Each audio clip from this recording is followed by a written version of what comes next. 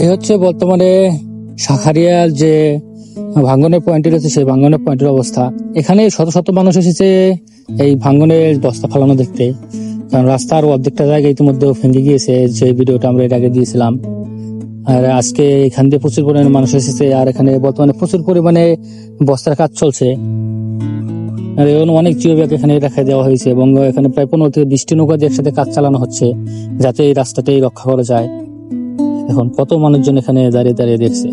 আর এই রাস্তার পাশের যে বাড়িঘর, সেগুলো তারা ভাঙনের ভয়ে রাস্তায় বাড়িগুলা এখান থেকে আগে ভেঙে ফেলছে।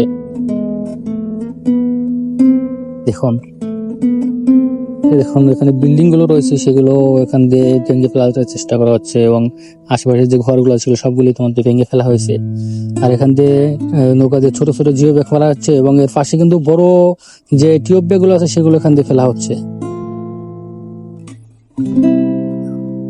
এখানে সবসময় 3 থেকে 4টা নৌকা অনবরত এখানে ভাঙনের যে রোধ করার জন্য এখানে জিও ব্যাগ গুলো ফেলাচ্ছে।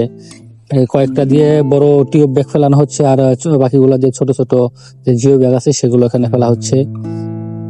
আর এইখানটাতে মাঝখানটাতে বড় টিউব ব্যাগ গুলো এখানে লোড করা হচ্ছে একদম নদীর মাঝ বরাবর। এখান থেকে ডিজেল দিয়ে এখানে টিউব ব্যাগ গুলো লোড করে তারপর ভাঙনের পয়েন্টে নিয়ে ওখানে নিয়ে সেগুলো ফালানো হচ্ছে। আর এই কাজটা কিন্তু বর্তমানে খুব দ্রুতই করা হচ্ছে, যত দ্রুত সম্ভব এখানে এই কাজগুলো করার চেষ্টা করা হচ্ছে।